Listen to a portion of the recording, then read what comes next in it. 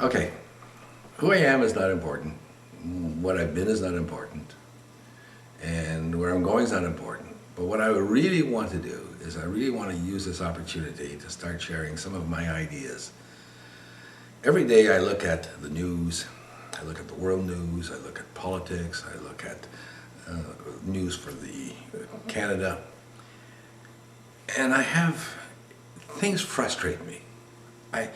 I listen to the news, I read the news, and it's almost like people aren't willing to question what's going on. All they do is they accept at face value the words that are being put out there. If it comes out from a news organization, it must be true.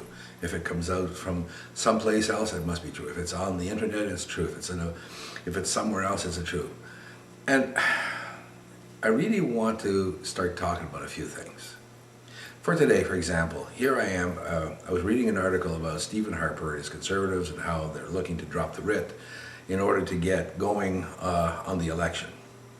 They're looking to do it tomorrow, Sunday. This is Saturday. So, they're looking to drop the writ so that they can get an extra amount of time to be able to go ahead and campaign and hopefully win a fourth election, for a fourth majority, or a fourth election at least for themselves. So I'm looking at that and I'm listening to myself, and I'm reading all this stuff and I'm saying, well, hang on a second. Why do we need that much time in order to find out whether or not we want to elect somebody? That's number one. Number two, what's the benefit to the people? To you, me, the average Joe who's sitting here trying to figure out who are we going to vote for? What are we going to talk about? So I find out that really there is no real benefit to anybody else except for the politicians. They're the ones that are going to gain from this. They're going to go out. The Conservatives apparently have a war chest where they have so much money they don't know what to do with it, so they got to spend it. And they're hoping that the Liberals and the NDP don't have enough money to be able to spend as much as they have. So they're hoping to put them at a disadvantage.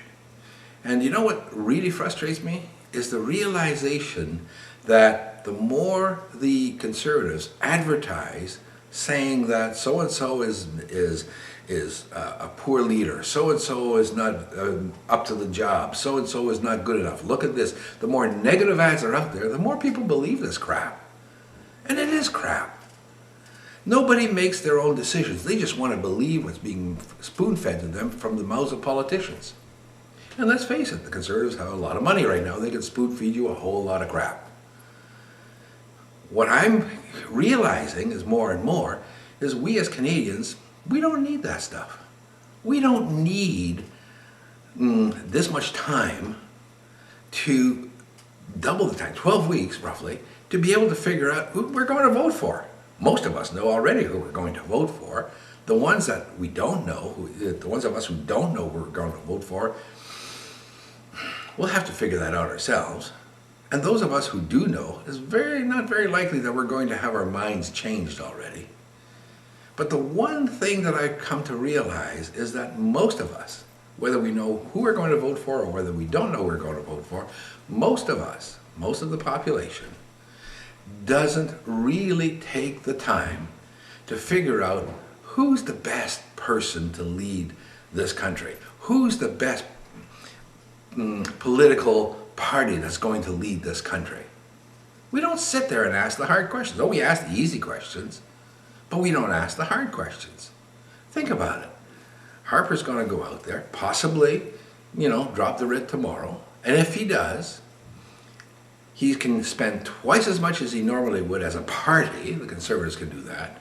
Individuals can spend twice as much, and they get 60% of it back from us. The Elections Canada, the government, us. The government is us. It's not anybody else, it's us. So they're going to get 60% back of whatever they spend after the election is over. And basically, so they're getting our tax money back. And we're saying that this is okay. We have elected politicians that have changed the rules, and we have said that this is acceptable and it's okay for us as Canadians to be spoon-fed crap and we'll eat the crap, and then we'll vote for the people that gave us that crap so that we can get more crap later on. Well, now you got an idea what I'm going to be talking about. I'm very passionate about a lot of stuff. I'm certainly passionate about people that spoon feed us BS, and as a result of that, everybody buys into it.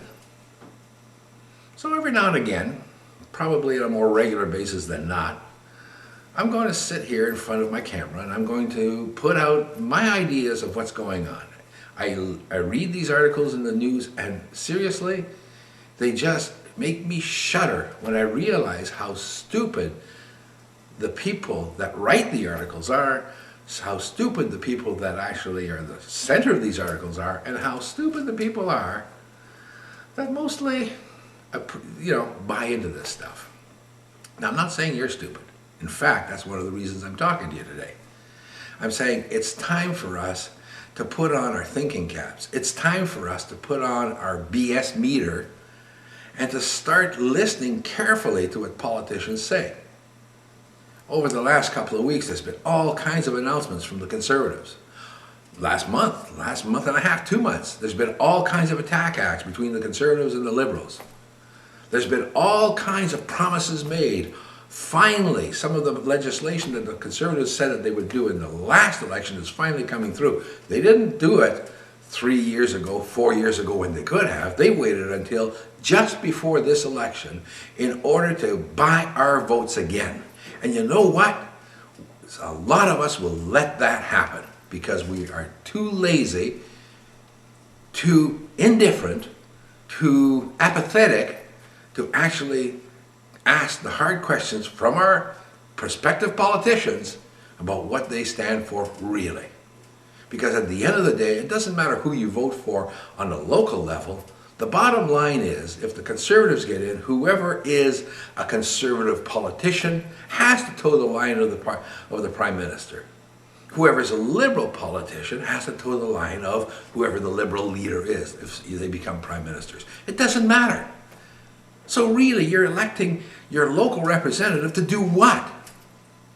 To be able to sit there and pay lip service to your fears, your concepts, your ideas, your constructs, to be able to sit there and pay lip service to what you require, but at the same time, toe the line to what the party lead is?